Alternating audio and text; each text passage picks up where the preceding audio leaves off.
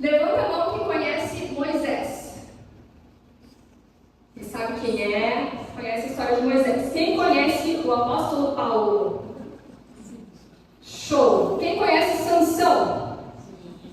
Davi, Esther. Tem gente que não está levantando a mão, eu vou entender que vocês não conhecem. Abraão, Elias, Daniel. Tem gente que nem está baixando a mão, que sabe todo. José, Noé, Adão e Eva, muito mole. Neemias, sério? Muito bem, ele tem um livro na Bíblia, né?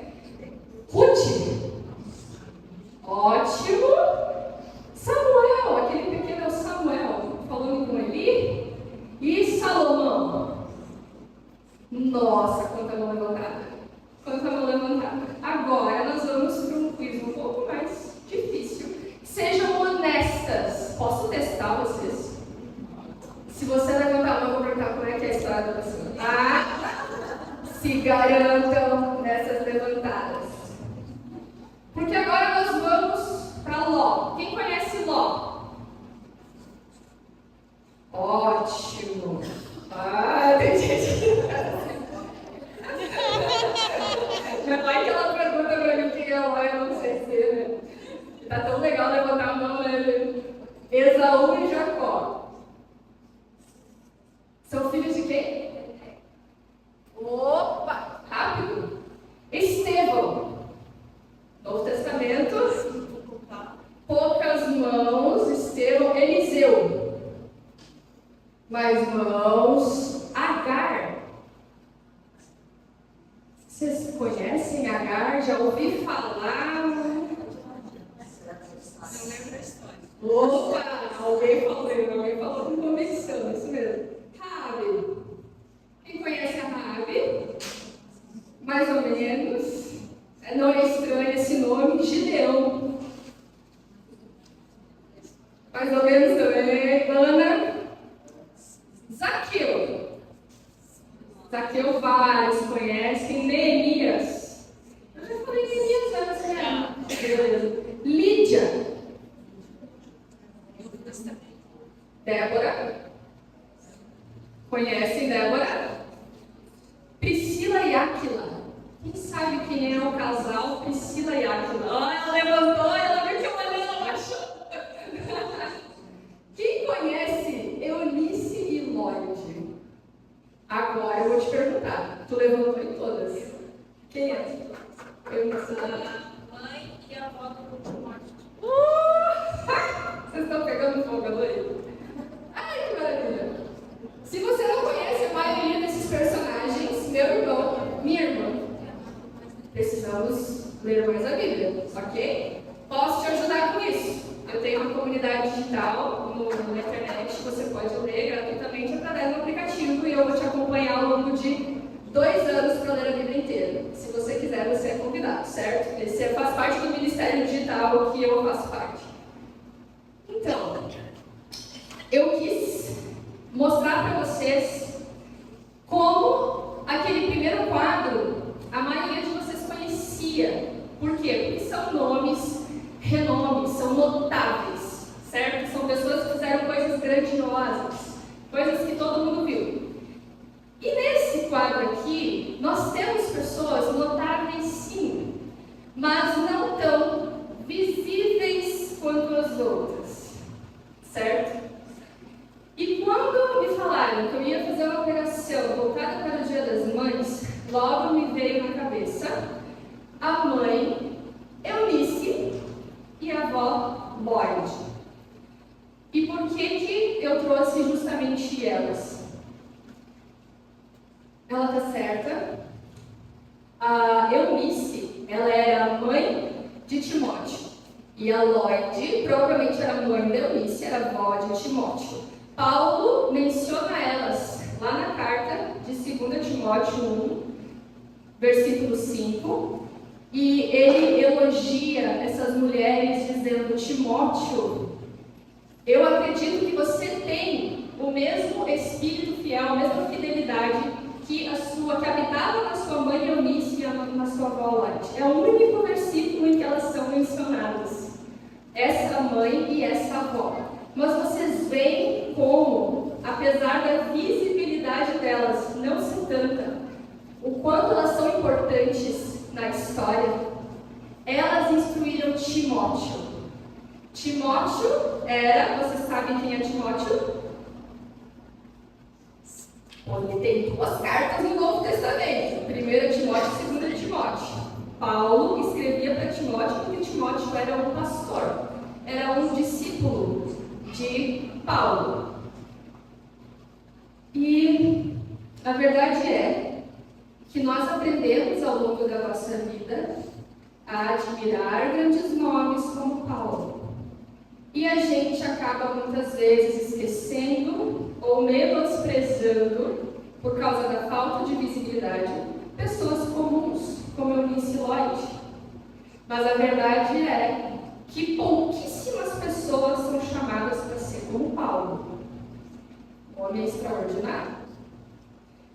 Muitas pessoas são chamadas para ser como Timóteo, mas a grande maioria das pessoas, a maioria esmagadora das pessoas, é chamada para ser como Eunice e Lloyd.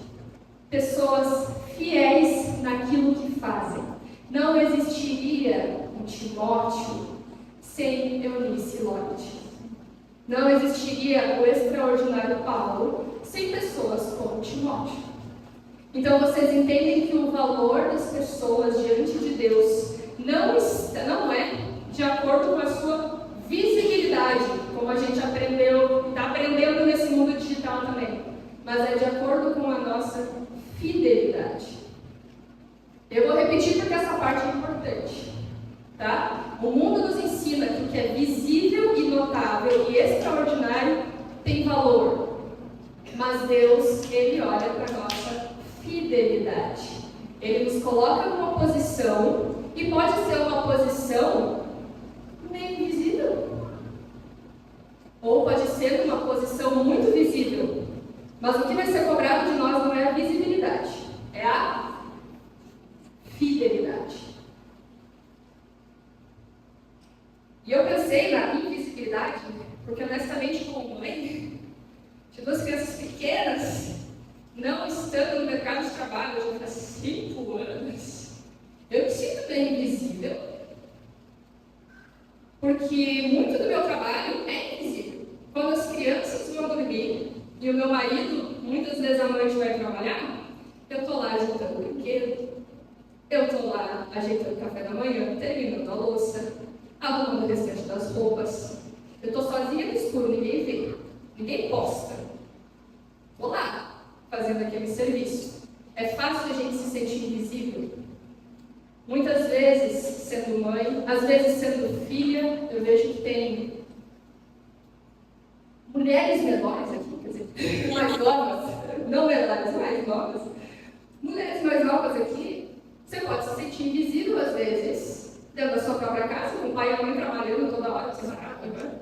Ou você pode se sentir invisível se de repente você olha para um homem e ele não olha para você.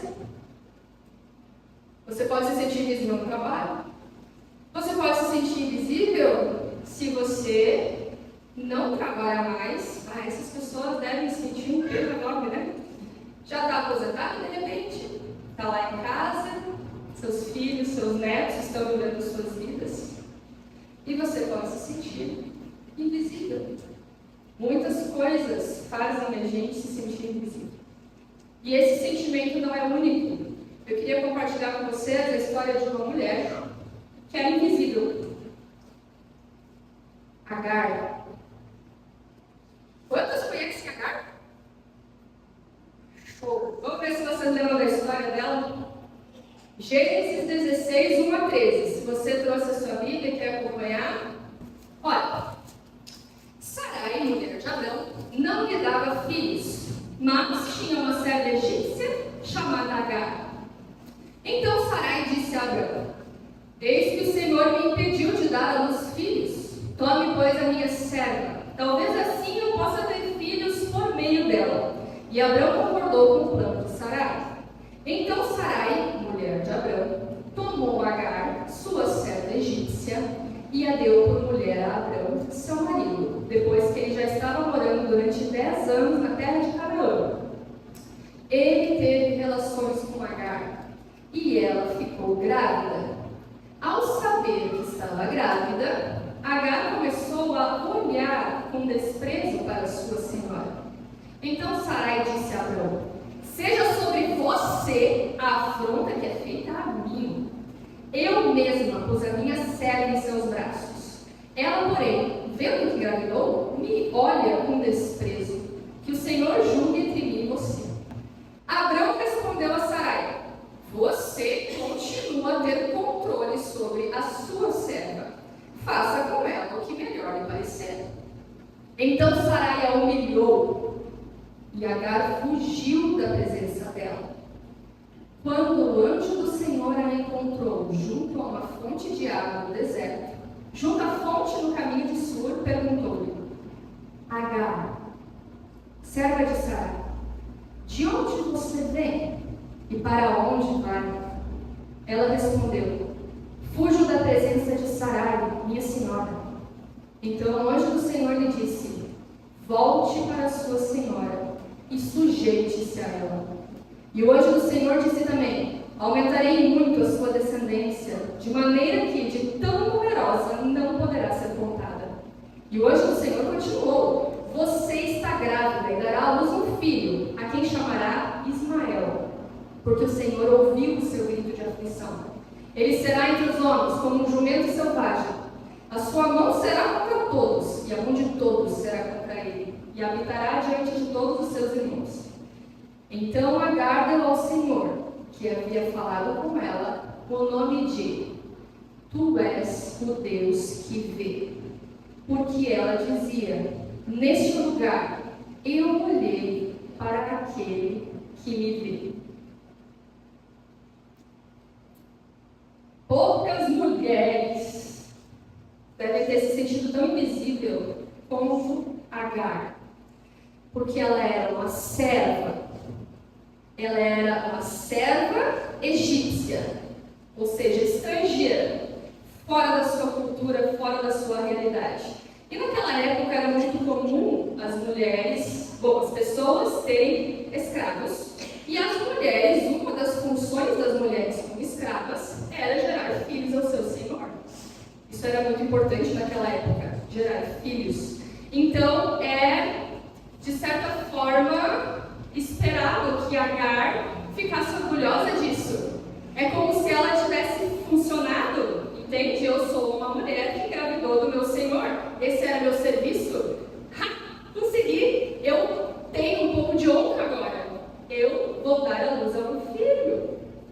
Só que aí ela meteu o pé pelas mãos, porque ela começou a olhar com desprezo para a sua senhora. Então Sarai a humilhou e ela fugiu do deserto. Uma coisa interessante de se notar é que nenhuma vez, em nenhum dos muitos diálogos entre Abraão e Sara, nenhuma vez eles citam o nome de Agar. Nenhuma única vez. Eles sempre falam: tua serva, minha serva, tua serva. Vocês percebem uma conotação assim do tipo, ela não é vista como uma pessoa, ela é uma serva, ela tem um valor funcional, digamos assim. Mas Deus, toda vez que vai falar com ela, sabe qual é a primeira coisa que ele fala para ela? O nome, Agar. Vocês entendem na narrativa bíblica, vocês conseguem enxergar o contraste entre as pessoas que não veem Agar e o Deus que vê Agar? Há um contraste muito grande. E a minha questão aqui é que se Deus vê alguém como Agar, que não era vista, que era uma estrangeira, que era uma serva, e que era alguém que estava no deserto para morrer. Na narrativa bíblica, muitas vezes o deserto ele é um lugar de limite, um lugar onde tu não tem mais recursos, um lugar onde, se Deus não aparecer, é lá que Agar estava. E Deus veio até ela. Não foi nem ela que foi até ele. Reparem, Deus vem até ela e a chama pelo nome. E eu imagino ela levando um choque tão grande quando escuta alguém chamar ela pelo nome. Quem é esse que conhece o meu nome? Eu sou uma serva egípcia, aqui para morrer. E ele veio e me conhece pelo nome. É essa cena que a gente está vendo aqui. E essa cena foi tão forte para Agar, que Agar é a única personagem no Antigo Testamento que dá o nome para Deus. E o nome é: Tu és o Deus que vê. Tu és o Deus que me vê. E se Deus viu alguém como Agar e chamou ela pelo nome, quanto mais nós. Ela não carregava o filho da promessa, era uma serva, uma invisível, não fazia parte do povo da aliança. Deus a tratou com dignidade, amor, visibilidade, respeito, coisa que talvez ela nunca tinha visto antes. Quanto mais a nós, que somos da nova aliança e do Deus que nos vê, não apenas como a gente é, mas através de Jesus. Deus, quando olha para nós, Ele vê Jesus. Então, se Deus trata assim alguém como Agar, quanto mais a nós, que temos a Jesus Cristo em nossos corações, que temos paz com Deus por meio de Jesus Cristo, que somos lavados pelo seu sangue, que fazemos parte dessa nova aliança. Isso é uma boa notícia. Porque a gente pode, por um lado, vocês falaram, né? Quer dizer, não sei se vocês estavam tímidas no início, mas ninguém levantou a mão, achando que o Deus que vê pode ser uma coisa negativa. Pode ou não pode ser uma coisa negativa? Pode. Por quê? Ele pode ver coisas que eu não queria que ele visse. Porque ele pode ver coisas que eu não queria que ele visse. A gente às vezes esquece, né? A gente conta essa história de Agar, ai que lindo! E é lindo sim. Mas Deus viu quando Agar era humilhada, viu, mas também viu quando Agar humilhou. Certo? Deus nos vê quando a gente é maltratado, mas também vê quando a gente maltrata outra pessoa. Vocês entendem como o Deus que vê tem dois lados? Um lado muito bom, eu sou vista pelo Deus do universo. E um lado muito perigoso, amedrontador. Eu sou vista pelo Deus do universo e eu não sou uma pessoa perfeita. Aí temos as boas novas. 2 Coríntios capítulo 5, versículo 21 diz: Aquele que não conheceu o pecado, Deus o fez pecado por nós, para que nele fôssemos feitos justiça de Deus. Quem é aquele que não conheceu o pecado? Fala com vontade esse nome. Jesus. Jesus é aquele que não conheceu o pecado. Lá na cruz, Deus o fez pecado por nós. O que isso significa? Significa que toda aquela pilha de pecados gigantescos. Imagina que você está no tribunal. Você está no tribunal e o juiz supremo é Deus. Você é o réu. E eles estão lendo a pilha de acusações. Demora dias, meses, talvez anos, só para ler aquele monte de coisas que estão sendo ditas a seu respeito. E você sabe que você é culpado. Você sabe qual vai ser a sentença no final dessa leitura, certo? E quando termina a sentença, então Deus pode, quando Ele vai bater o martelo, e tu sabe que é a morte, a tua sentença, você também sabe que só tem uma maneira de você sair dali: alguém te substituir. É a única chance que você tem. Mas não pode ser alguém pecador como você. Tem que ser alguém perfeito. A justiça só admite alguém perfeito. Então, quando a martelada vai vir,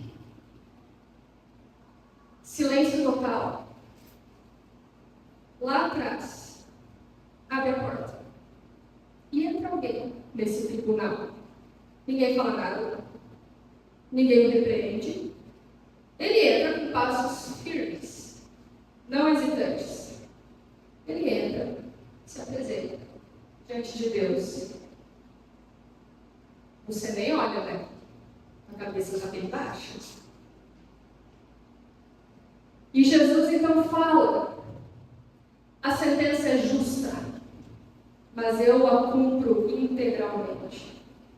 Eu assumo a culpa dela. É isso que Jesus fez por nós. Jesus assumiu a nossa dívida diante de Deus. A gente precisa entender que a nossa justiça, a justiça de Deus, a justiça de Deus atribuída a nós, não é porque nós somos perfeitos. É porque a sentença que estava sobre nós foi cumprida. Por isso, a justiça de Deus repousa sobre nós.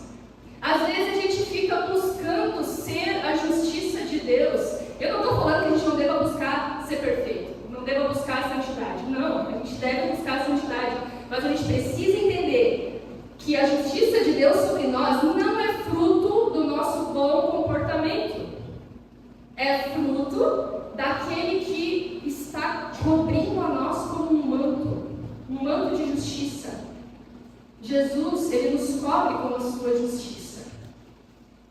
Então, Deus, ao olhar para nós, não vê apenas aquela pessoa pecadora que falha vez após vez.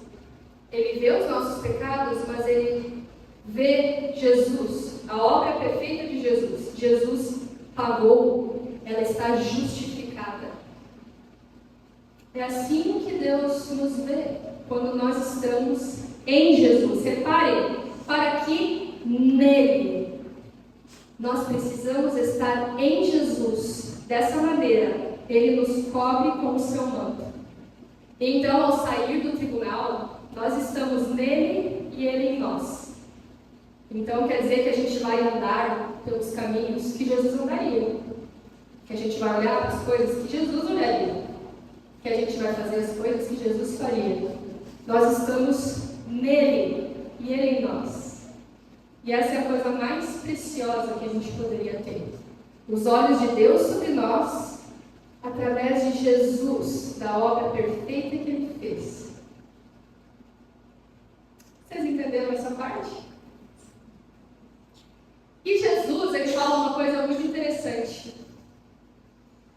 Ele fala: por que vocês se preocupam com o que vão vestir? Observem como crescem os lírios do campo. Eles não trabalham nem fiam. Eu, porém, afirmo a vocês que nem Salomão, em toda a sua glória, se vestiu como qualquer um deles. Ora, se Deus veste assim a erva do campo, que hoje existe e amanhã lançada no forno, não fará muito mais por vocês, homens de pequena fé? Se vocês soubessem a novela que for trazer um lírio, então por favor admirem esse lírio. Foi difícil a gente achar, a gente pegou a floricultura aberta no último segundo, né, Mari? Mari, muito obrigada pela ajuda, a gente não teria isso sem você. Não sei quem conhece o Dário do Evero. Vocês conhecem o Dário? O Dário ontem, queridão, ele é muito legal, né? Sério, o Dário é muito legal. O Dário, ele ontem foi lá em casa levando os lírios, ele me deu uma aula sobre lírios do campo. Foi muito legal. Eu queria que vocês estivessem lá, mas eu vou passar mais ou menos o que ele me disse. Bom, ele me disse o nome científico da planta, eu não vou lembrar. Mas eu acho que é Hemerocarpus, algo assim. O Dário vai saber. E sabe o que é a coisa mais interessante do lírio que ele falou? Eu não sabia disso. Quem conhece a flor lírio do campo? É linda, gente. Aqui tem lírios, mas aquele ali eu acho que é o lírio do campo, né? O lírio do campo ele é diferente. Esse aqui é uma outra espécie de lírio que dura mais. Mas o lírio do campo, que é essa planta muito bonita que vocês vão poder admirar no altar e admirar aqui também. É uma planta que ela nasce e morre, sabe em quanto tempo? Um dia. Uma planta que nasceu, um lírio que nasceu, ele só vai sobreviver um dia. E agora pensem quantos bilhões de lírios do campo nasceram, viveram e morreram em um único dia. Né? Não nasceram, mas viveram e morreram, vocês entenderam. Num único dia. Quantas dessas flores, esses lírios do campo, vestidos com glória por Deus, foram invisíveis aos olhos humanos? Jesus fala, olhem como crescem os lírios do campo. Sabe como eles crescem? De maneira discreta. Quase invisível. Alguém que mora na cidade, capaz de nunca ver o lírio do campo. Uma pessoa que mora no campo, capaz de nunca ver o lírio do campo, porque não repara. Mas, Jesus fala que Deus veste com glória um lírio do campo, que vive um dia. E, gente, as flores que ele me trouxe ontem eram tão lindas. Tão lindas. Eu tirei uma foto, postei no Instagram. Não sei quem reparou, mas eram lindas. E foi como ele disse, elas murcharam à noite e morreram no outro dia. Mas vocês viram como Deus se preocupa em dar beleza para uma única planta que vive um dia? Deus cuida e dá beleza para uma plantinha como essa, que dura um dia. Quanto mais vocês, mulheres de pequeno, quanto mais nós. Esse é o nosso Deus, o Deus que vê. Sabe aquela planta que ninguém viu, que nasceu, morreu, linda, linda, linda, ninguém viu, ninguém parou para olhar, todo mundo passou do lado, porque tinha coisa mais importante para fazer? Deus viu, Deus vestiu de glória. Então, quando você estiver olhando as suas plantinhas que duram mais do que um dia, lembre-se, Deus vestiu essa planta com glória. Como assim eu sou invisível? Eu não sou invisível para Deus. A partir dessa mensagem, eu tiro 3 pontos principais. Primeira é, eu não sei se você já parou para pensar sobre isso, minha irmã, mas isso mudou a minha vida. Isso tem mudado a minha vida. Se você é filho de Deus, você chegou ao ápice da existência humana. Você pode descansar. Você já chegou lá.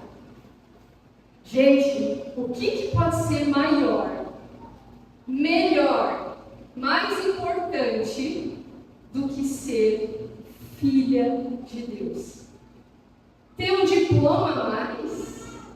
Vocês acham que vai viajar mais, ser mais vista, quero mais coisas, mais o quê? O que você pode conquistar? Pelo que você está lutando? Se você é filha de Deus, você já chegou no ápice, o máximo. Não tem como você, sendo um ser humano, alcançar um status maior ou melhor do que esse. Não importa quem você seja. Você é filha de Deus, você pode descansar. Para de lutar para ser tão visível. Você chegou lá. Isso muda ou não muda a vida de alguém? Isso mudou para mim, gente. Segundo, você só se sentirá sozinha ou desvalorizada se você retirar os olhos daquele que te vê.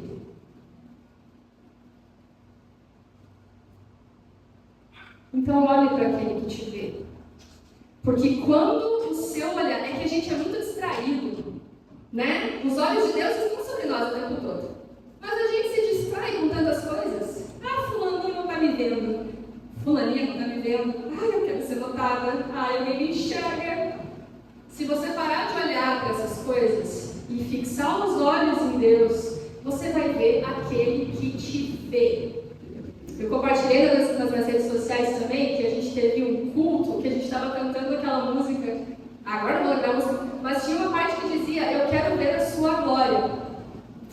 E naquele momento eu imaginei uma multidão de crentes. Sabe aquela cena? Vocês imaginam isso de vez em quando também? Como vai ser com Deus? Eu, nos meus piores dias aqui na Terra, certamente imagino muito o céu.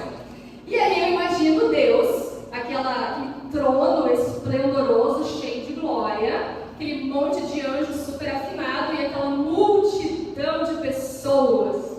Eu amo imaginar isso. E eu lembro que eu estava naquele culto cantando e imaginando exatamente essa cena. Deus está lá naquele trono de glória e eu estou aqui no meio da multidão cantando e louvando a Ele. E de repente, deve ser porque eu estava meditando nessa palavra, eu senti que Deus me viu no meio da multidão. E aquilo foi tão forte para mim, eu comecei a chorar no meio do culto. Porque eu pensei, aquele que eu vejo, ele me vê também. Eu estou na multidão, mas Deus me conhece pelo meu nome. Ele sabe quem eu sou. Quem sou eu? No meio dessa multidão de pessoas, mas Deus me vê. Ele sabe quem eu sou. Vocês já pararam para pensar que no meio daquela multidão de crentes, Deus sabe o seu nome? Ele te vê. Então, quando os olhares se cruzam, quando a gente finalmente para de se distrair e olha para Deus, a gente pode finalmente se sentir amado. Certo? E por fim, se você chegou aqui se sentindo meio invisível ou desvalorizada, ou quem sabe num deserto, fugindo de alguma realidade, como Agar, volte para casa hoje, na certeza que Deus te vê. E o que isso muda no teu dia a dia? Porque eu não sei se vocês repararam na história de Agar, Deus manda Agar para o mesmo lugar. Vocês já repararam?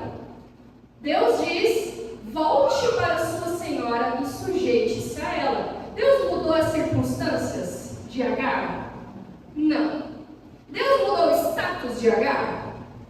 Não. Deus não mudou aparentemente nada exterior na vida de Agar. Ela ia continuar sendo uma serva, ia continuar estando grávida, ia continuar servindo a sua senhora, mas agora ela volta totalmente transformada.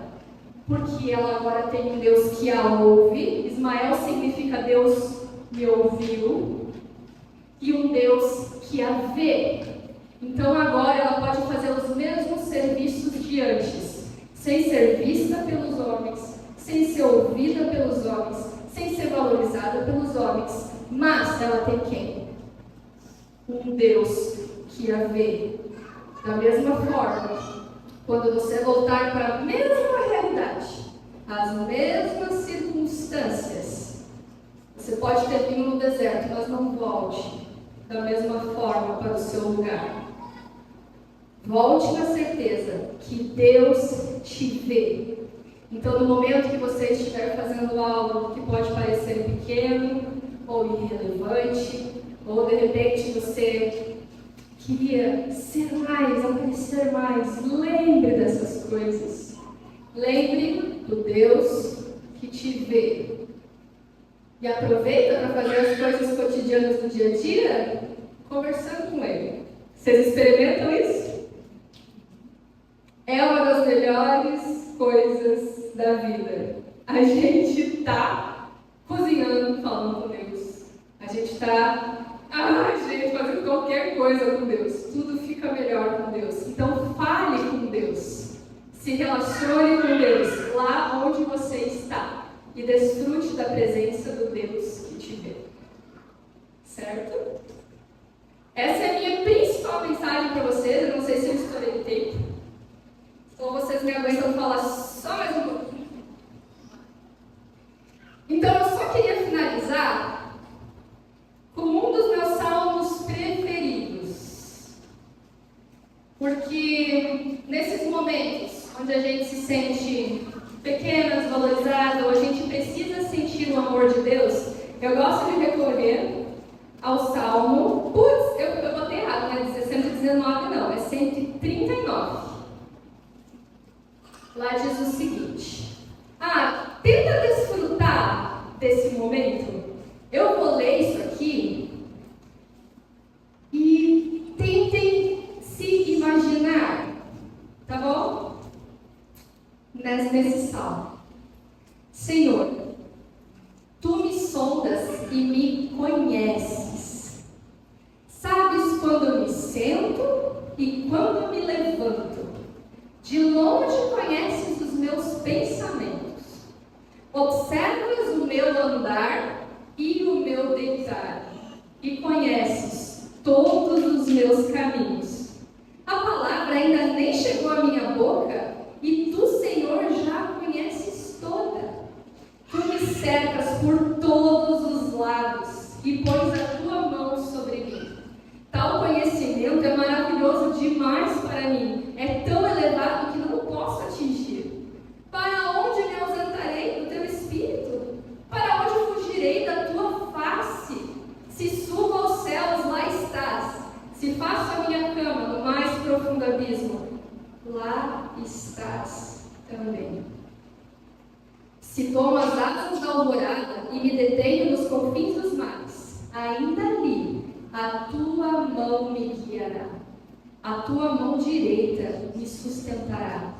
Se eu digo, as trevas com certeza me encobrirão, e a luz ao redor de mim se fará noite, até as próprias trevas não te serão escuras, e a noite é tão clara como o dia. Para ti as trevas e a luz são a mesma coisa, pois tu formaste o meu interior. Tu me teceste no ventre de minha mãe. Graças te dou, visto que de modo assombrosamente maravilhoso me formaste. As tuas obras são admiráveis e a minha alma o sabe muito bem. Os meus ossos não te foram encobertos, quando no oculto fui formado e entretecido, como nas profundezas da terra. Os teus olhos viram a minha substância ainda informe, e no teu livro foram escritos todos os meus dias, cada um deles escrito e determinado, quando nenhum deles ainda existia. Que preciosos para mim, ó Deus, são os teus pensamentos, e como é grande a soma deles. Se os contasse, seriam mais do que os grãos de areia. Quando acordo, ainda estou contigo. Curtiram esse momento? Tem como se sentir não vista, não amada, não valorizada? Diante disso, eu gostaria de finalizar com uma oração. Senhor Deus e Pai, te agradecemos, porque Tu és o Deus que vê. Senhor, nós estamos num mundo que valoriza muito a visibilidade, o grande, o extraordinário, e de certa maneira a gente aprendeu a não enxergar tanto valor assim no que é comum, no que é cotidiano, no que é rotina. E ao olhar, Senhor, para a Tua palavra, a gente vê que Tu és um Deus que vê e que age no comum, e age com um amor tão grande, Deus. Quando eu descobri que os lírios do campo duram apenas um dia, e que o Senhor os veste com glória, mesmo que ninguém as veja, que eles nascem e glorificam ao Teu nome no lugar onde eles crescem, sejam vistos ou não. Eu também quero, Senhor, no lugar onde Tu me plantaste, eu quero também, Senhor, nós queremos florescer, nós queremos, Senhor, Te glorificar nas pequenas coisas que nós fazemos no nosso dia a dia. Ajude-nos, Senhor, a fazer as coisas comuns e ordinárias do dia a dia, essas coisas que se repetem vez após vez e que às vezes ninguém vê, que às vezes ninguém nota, que muitos não valorizam. Senhor, obrigada porque nesses momentos a gente pode conversar contigo na certeza de que tu nos ouve, de que tu nos vês e de que o que tu exige de nós não é o quanto somos visíveis, mas o quanto somos fiéis. E nós queremos ser fiéis, Senhor, na posição onde tu nos colocaste.